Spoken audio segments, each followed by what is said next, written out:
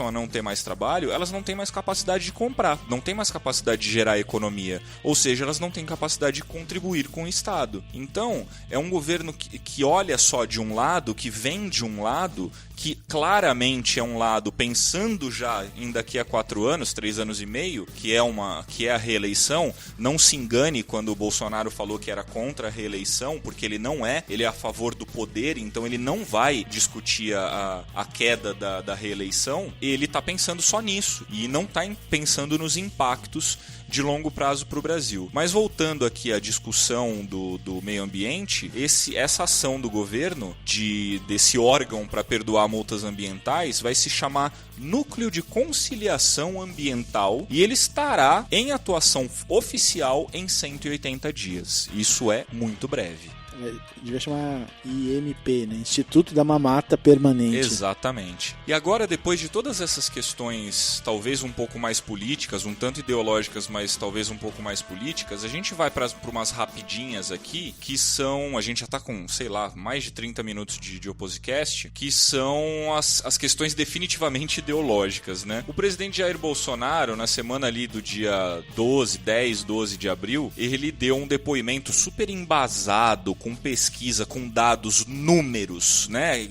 Buscou fontes em trabalhos acadêmicos de especialistas, enfim, e disse que no Brasil a pesquisa científica é quase nula e disse que quem era responsável por grande parte dela era a universidade privada. Aí ele tomou, sabe aonde? Porque surgiu uma pesquisa, a USP inclusive publicou essa pesquisa, mostrando que das 50 maiores ou 100 maiores, acho que das 50 maiores universidades do Brasil, fontes de pesquisa, 49 são públicas. Obviamente. Cara, mas não precisa ser gênio pra saber isso, né, cara? Sim. Todo mundo que passou por uma universidade, eu fiz universidade particular, privada, não sei, eu também. Você também.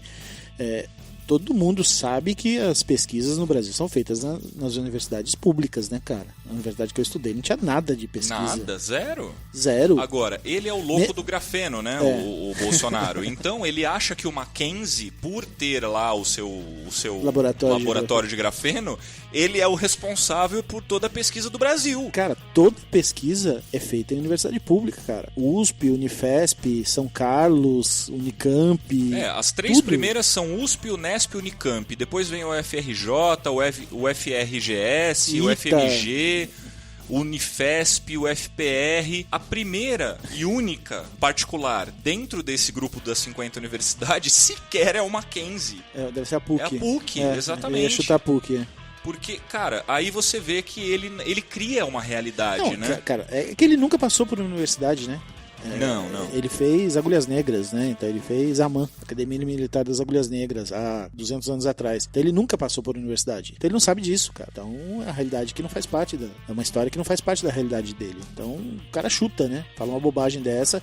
E aí é essa história de a dicotomia liberal, né? Na cabeça dele. Público não presta, privado é bom. Então ele sai falando essas bobagens, sem saber que no caso da universidade é totalmente o contrário, né? Agora, eu queria fazer uma interrupção aqui nas notícias e opiniões para fazer algumas perguntas, Marcelo. Como é que tá a investigação dos laranjas do PSL? Cara, parado, né? Cadê o Bebiano? Quem é Bebiano? Não sei. Quem é Bebiano? E o Queiroz? Cara, eu vi um vídeo do canal do Bob Fernandes, né, que é muito bom. Quem não conhece, vale muito a pena, no YouTube. O Bob Fernandes chama o Queiroz de Houdini brasileiro, né? Desapareceu, né? Ele desapareceu. E assim como a investigação do envolvimento da família Bolsonaro com as milícias. O Flávio tentou, né? Entrou com uma liminar tentando parar a investigação, o que é absurdo, né, cara? Como que um senador da República, tem uma investigação criminal. Aí um senador da República entra com uma liminar tentando impedir essa investigação. Cara, por que o senador quer impedir uma investigação criminal? Tem alguma coisa muito estranha nisso, coisa podre nisso. Lógico que a justiça impediu essa liminar. Então a investigação vai continuar. A gente sabe que a passos de tartaruga, tudo bem, porque se o Queiroz realmente estiver doente, como dizem que está, ele deve, infelizmente, falecer antes de começar a investigar alguma coisa, né? Mas segundo o Flávio Bolsonaro, abre aspas, A CPI das milícias nada mais é do que a tentativa midiática de alguns explorarem politicamente o assunto, mais nada, não tem nenhuma efetividade, basta ver quem é o autor do projeto, fecha aspas. O autor do projeto é o Marcelo Freixo, do PSOL, né? Inimigo declarado da família Bolsonaro. Agora... Não, inimigo declarado das milícias, né? E das milícias, exatamente. Muito antes disso. Antes até porque... de existir a família Bolsonaro, o Freixo já era inimigo das milícias. Sem dúvida. Tentativa de assassinato, amigo da Marielle Franco, assassinada por milicianos, envolvidos, inclusive, com a família Bolsonaro. Tem foto de um dos milicianos que está preso por conta do assassinato da Marielle, com a família Bolsonaro. Aliás... Lá do Rio das Pedras, né? O pessoal de Rio das Pedras lá, responsável pelos prédios lá que caíram lá, causaram a morte de mais de 20 pessoas, trabalharam no gabinete do Flávio. Exatamente. É tudo interligado, cara. Tudo interligado. As milícias construíram os prédios da Muzema, né? Que mataram mais de 20 pessoas. Essas mesmas milícias que vão ser investigadas por envolvimento também com a família Bolsonaro. Agora, já que a gente tocou na Marielle, a gente já sabe quem mandou matar a Marielle, não. Marcelo? Não, então... mesmo os dois caras que supostamente mataram Marielle, cara, estão presos e morreu, né? Acabou, né? Morreu, Mandaram um delegado pra Itália e jogaram uma pá de cal em cima do assunto e não tem mais depoimento, não tem, né? A investigação acabou, né? Agora, sobre os laranjas, eu vou retomar aqui, a gente não vou nem falar do Bebiano, porque o Bebiano deve estar, sei lá, em Cancún, em alguma praia paradisíaca pelo mundo ali vivendo de boa, né, e sumido, calado.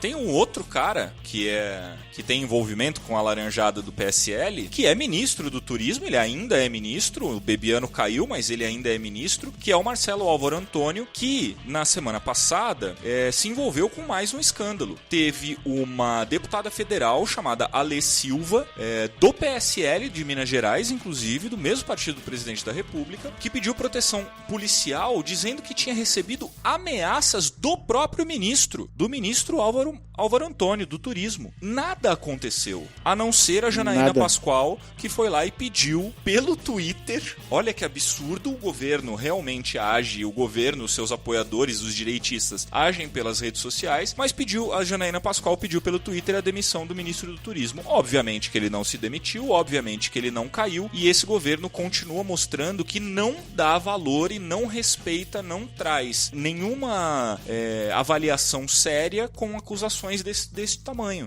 Mais ameaças, já temos uma representante do PSL que foi extraditada, né, que está fora do Brasil, em exílio, autoexílio, teoricamente ameaçada pelo ministro do turismo, e agora uma nova deputada. Essa outra era laranja mesmo, né? E essa Alê Silva, ela é uma candidata legítima, que fez campanha do próprio bolso, e achou muito estranho todas as candidatas da sua região, ela não conhecia ninguém. Ela falou, caramba, quem são essas pessoas? Não conheço nenhuma outra candidata daqui, não conheço o nome e tal. E ela foi bem votada, e ela começou a achar estranho, resolveu botar a boca no trombone. E foi aí que o ministro chamou ela num canto e rolou a ameaça de morte. Ela foi candidata mesmo, ela não é uma das laranjas do PSL, que é o caso da outra deputada que teve que fugir. E por isso ela foi ameaçada de morte.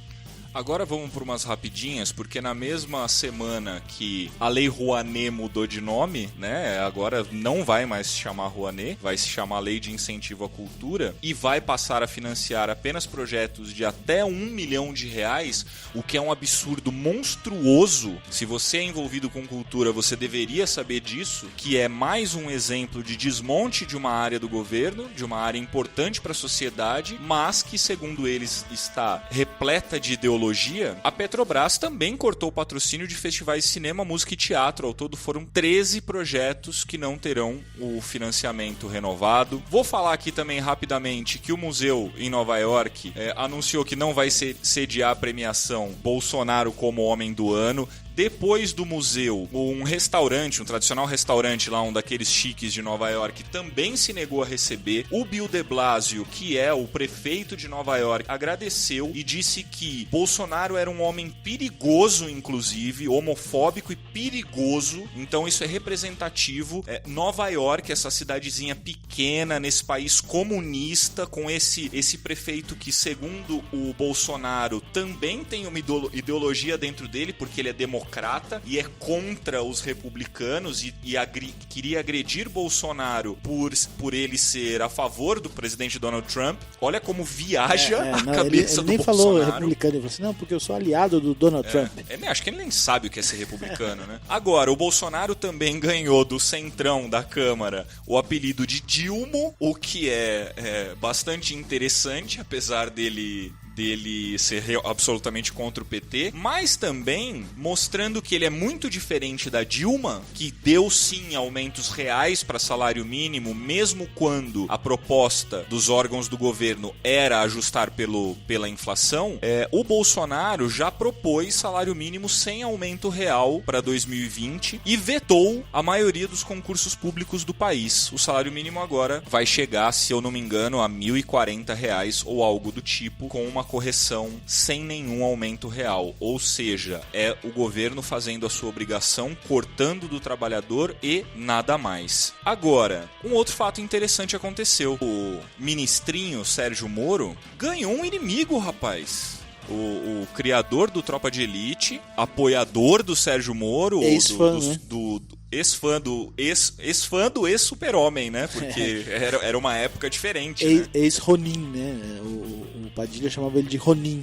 Exatamente. E o Padilha veio dizer, olha, é uma decepção o que está acontecendo. Olha só, o leitor sabe que sempre apoiei a Operação Lava Jato e que chamei Sérgio Moro de Samurai Ronin, numa alusão à independência política que, acreditava eu, balizava sua conduta. Pois bem, quero reconhecer o erro que cometi. Sem mais, né? Não precisa falar mais nada. Eu vi no Twitter alguém falando assim, eu queria falar tudo isso é fácil, eu quero ver ele devolver a grana que ele ganhou fazendo mecanismo.